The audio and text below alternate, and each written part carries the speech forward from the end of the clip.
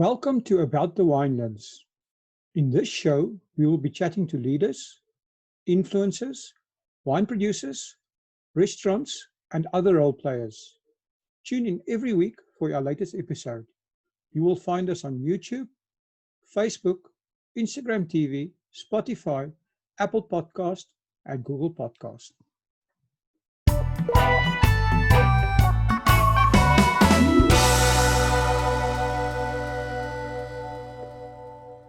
Welcome back to About the Winelands. Today we're talking to Sjaak Nelson. He's the head winemaker at Jordan in Stellenbosch. Good morning, Sjaak, and welcome to About the Winelands. Good morning. Thanks for inviting me. No, thanks for taking your time. I think I suppose you guys are quite busy at this stage with everything reopening and stuff like that. Yes, trying to stock up the warehouses all over the country and trying to get exports going out. And also, now that money is coming in, we can bottle and carry on with production as normal. So how was the lockdown situation for you as a winemaker? Didn't it give you a bit of extra time to actually concentrate on what you want to do? Look, during harvest, we still had to carry on because the grapes were still coming in. Okay. So we had to carry on as normal.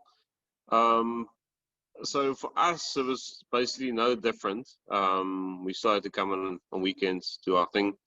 And the second lockdown, everything just carried as normal because we still have to work all the vines, do all the barrel work. Everything still needs to happen. We have to plan for bottling as if everything is still 100% outside. Okay. You can't really plan to bottle less right now, bottle more.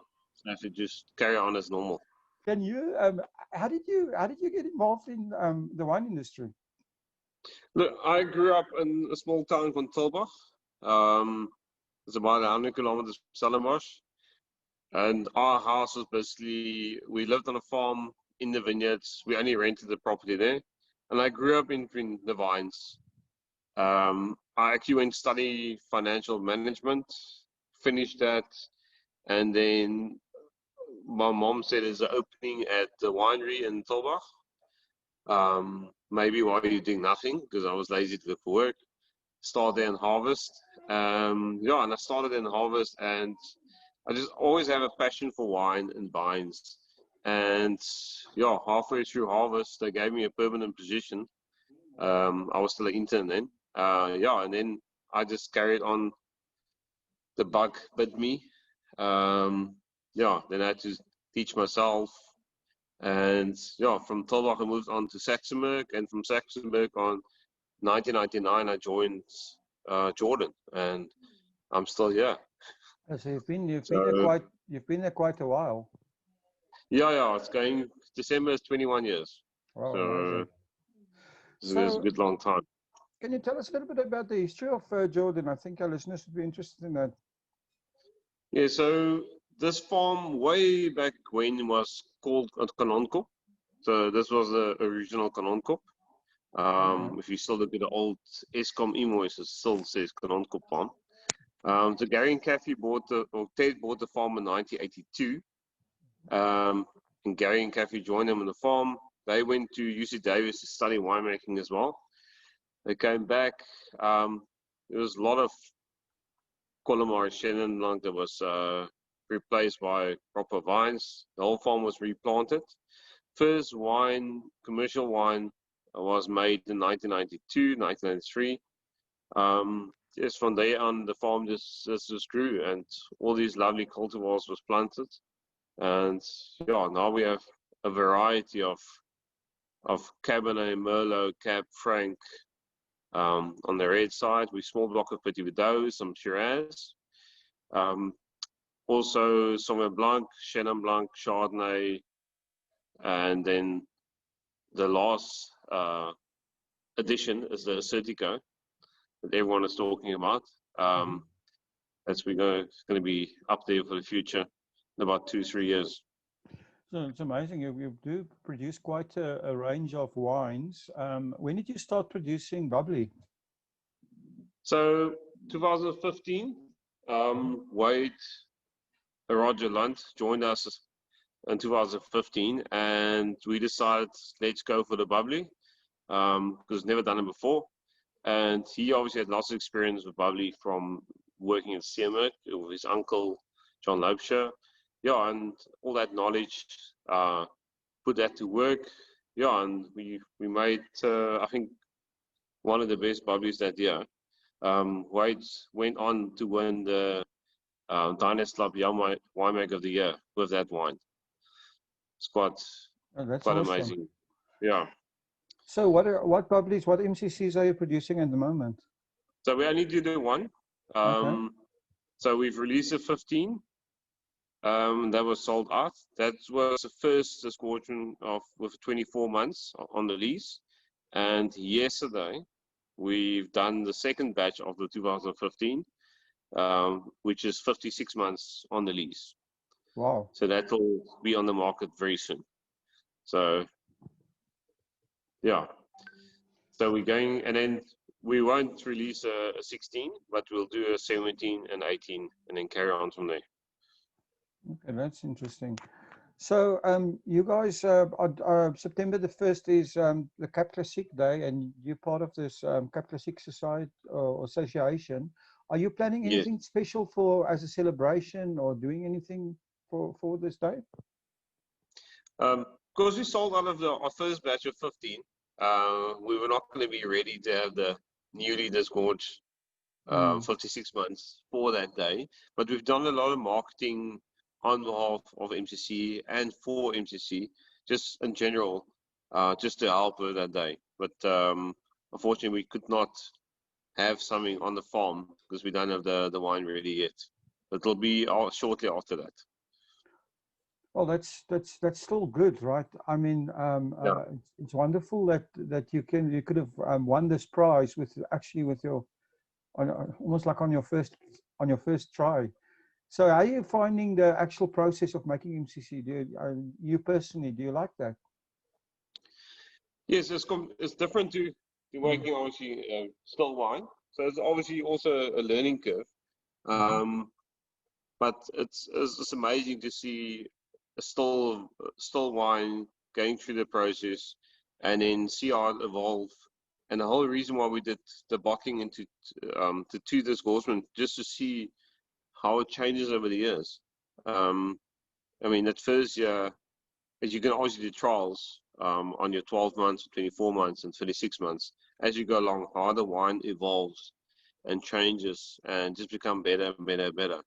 And now it's 56 months. I mean, it is just amazing. Yeah, it's something to look forward to with the rest of them that's coming out. So you've got a lot of experience in winemaking and have produced quite a few quality wines over the years. So how would you sum up your own winemaking philosophy?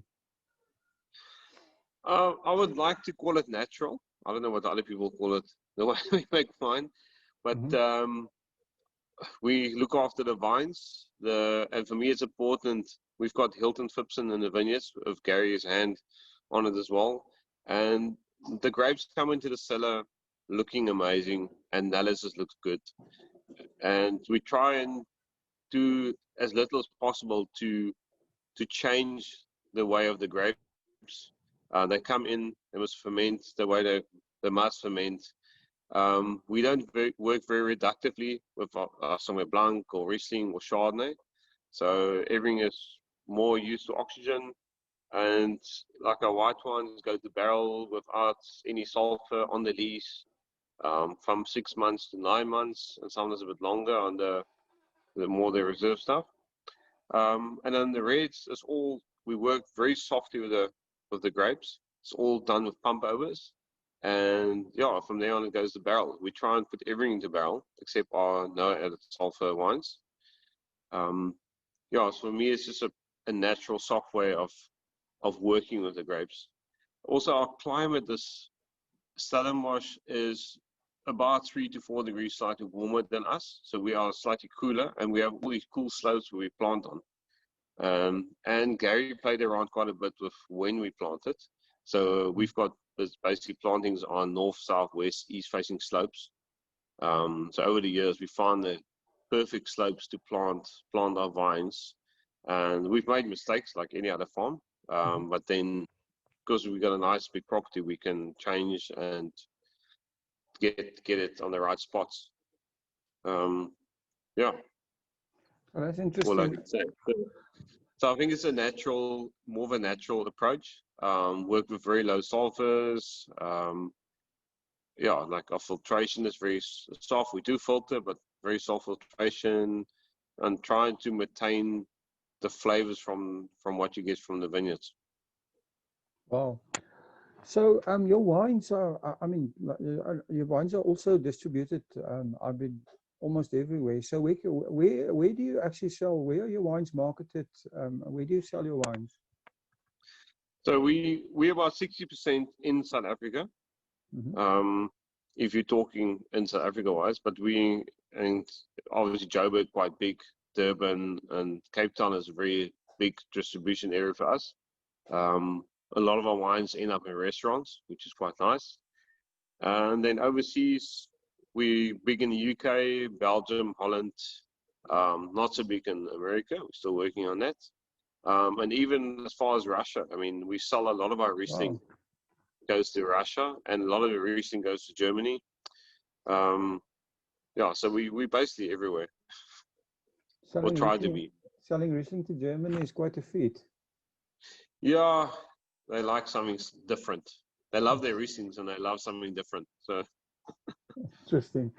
So you also have a wine club called the Insiders Wine Club. Can you tell us a little bit more about that? So it's limited amount of members. I think at the moment it's full, so no one can join at the moment. But yeah, we send out newsletters. We make special wines just for the wine club, for the insiders. We'll bottle 3 or 4 very special, very good barrels. That is top quality, reserve quality, and we sell it only to the insider members. And then obviously the insider members get a certain percentage discount when they enter. And yeah, throughout the year we have events on the farm where we invite insider members. We have tastings. We taste old vintages, old lineups. Quite very interesting. Last year we did a nice tasting where we had cork versus screw cap of older wines as well. People see the difference. So it's quite nice. Sometimes technical, and it's just for the average guy on the street that's very interested in the wine to learn something and to gain something through this whole insider club.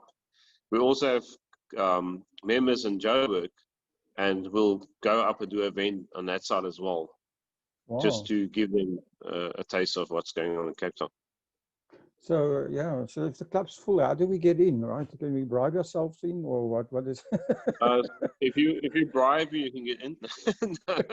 Now there's always a gap or 2 opening. So people must try. There's always 1 or 2 members that lapse, or we might open it up again later on. But it's just for now we just kept it a bit. Yeah. So the other thing is, you mentioned that you have quite a big property, and there's a lot of things going on at Jordan. I mean, can you give us just a short overview of when a visitor comes to the estate, what they can experience? Yes. So we've got George Jardine, the restaurant on the farm, and most people that walk in here at night, they expect to have a nice dinner at George, and he's an amazing chef. Then we have our bakery. We call it a bakery, but it evolved from a bakery into a full-blown restaurant where we serve burgers and you name it. It's on the list, and it's linked to our tasting room. So wines is easily accessible from tasting room all the way through to the bakery. They're all linked together and they all work well together. We have 2 massive wooden decks on the lawn that overlook the dam and the whole of the valley of Stellenbosch. People love coming here on a weekend or on a weekday and just have a quick lunch, have some wine, go back to work if you still can. Yes, and then we have our tasting room with all the staff. And then we also have accommodation, very high-end accommodation with 12 guest houses you can stay on. And then at the moment, as I see this morning, there's a massive crowd of mountain bikers. because we linked to the Bottleray mountain bike route. Okay. So it's a stopping point or starting point for people with that cycle. So they park their vehicles here, they go for a nice cycle on the route, and then they come back and enjoy either late breakfast or sometimes lunch, or meet their families here, and then from there on they go on the rest of the day. So it's a very nice. You can come and do sport or just relax for the day and enjoy wine. The other thing I noticed is that you have a conference event facilities. Yes, I'm actually currently sitting in the conference room. Mm-hmm. It's for small conferences, and it's linked directly into the bakery kitchen, not through the kitchen, but the bakery. And yeah, it's quite nice. A lot of high-end guests book it because you can break for tea. You're in the bakery and you have this amazing views down the valley, and it's very well priced, so people enjoy it. Okay, awesome. So I want to ask you also, I'm not sure how familiar you are with this, but I've noticed that the company also, the estate also owns a restaurant in London in High Timber Street. Yes, very familiar with that. So Okay. Gary and Kathy owns that with Nadine Strauss. They partner there. Yes, and there's a direct link to us.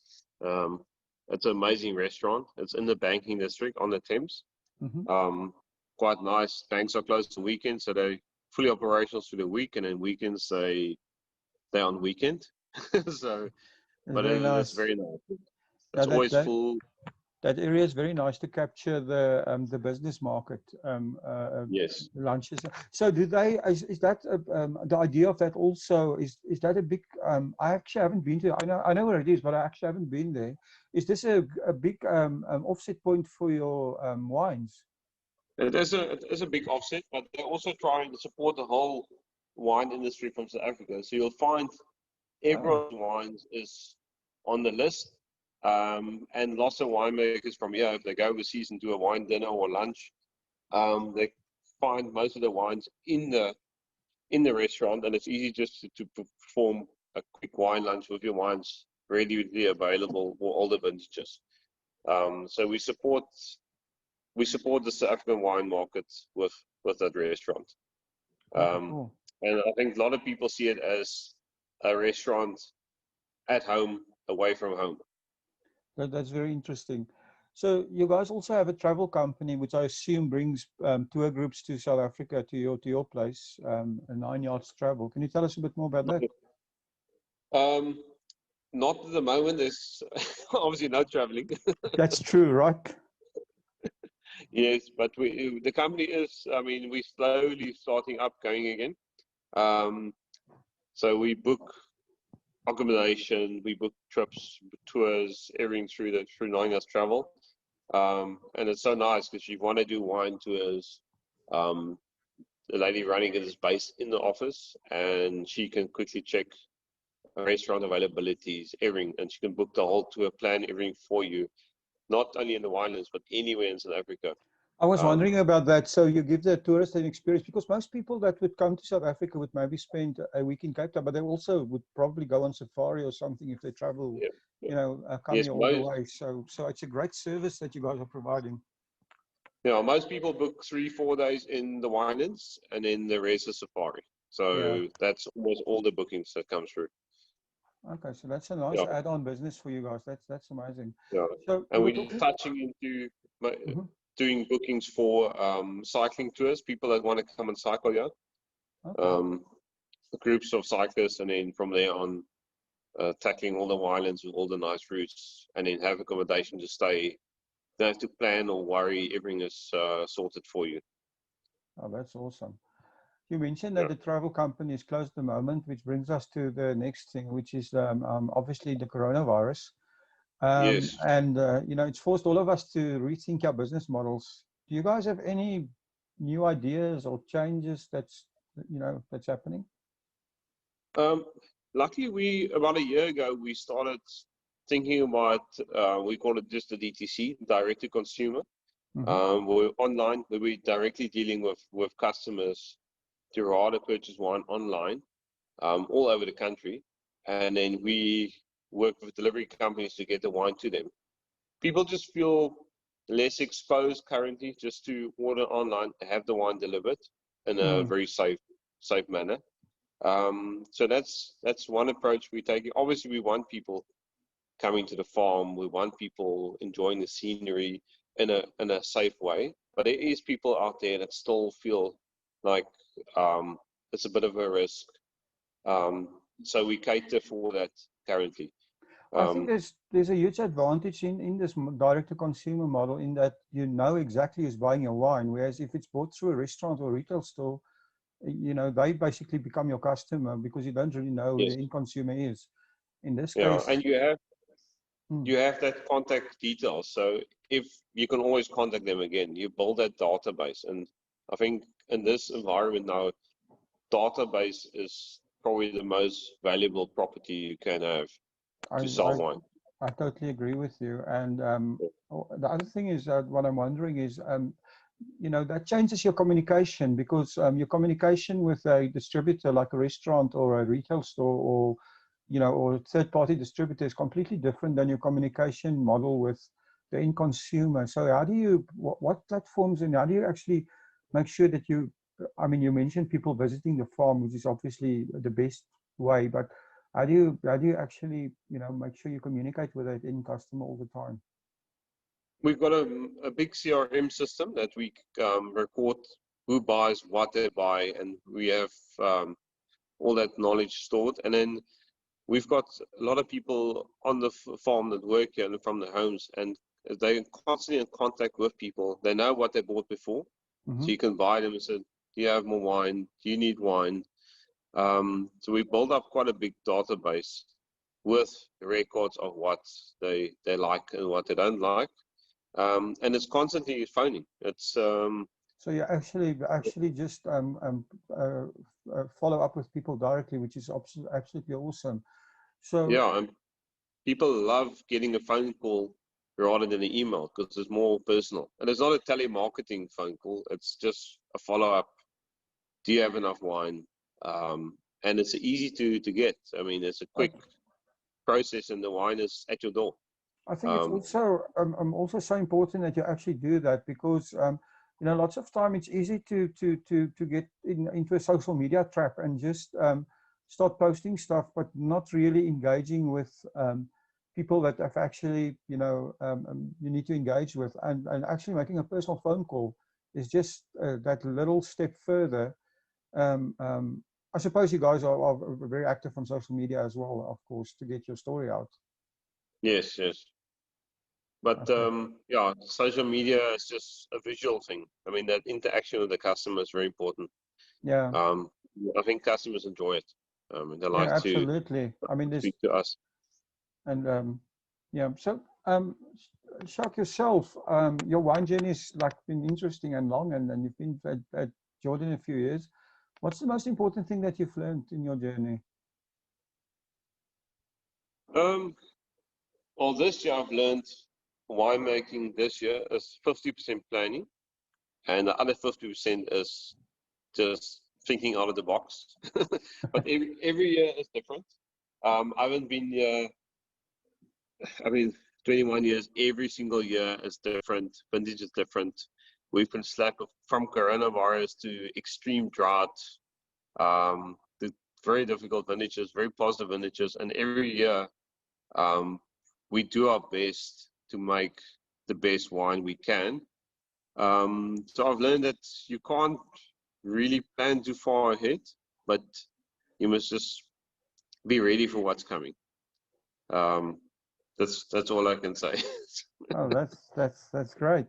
So I ask every single person that I do a podcast with to give us their own wine quote, but because it's MCC day on the 1st, you've got to come up with you've got to give us an MCC quote. MCC quote. Memories are made from empty bottles, not full bottles. So make sure your bottle is empty when you drink bubbles. I and it love won't last. Sjaak, if people want to get hold of Jordan, how do they get hold of you guys? Currently on the website is the fastest way. and on social media. That's someone will definitely get back to you. Okay. Yeah, our website's up and running, and it's jordanwines.com. So that's it. So now I'll give one more. I was going to say one thing. Obviously, we open up for public, and alcohol is allowed. And it's very important for us to have a bakery and a restaurant on the farm, so people don't just come here and drink wine and is irresponsible. That's why we always offer food with the wine, and we make sure everyone is responsible. I think that's important at the moment.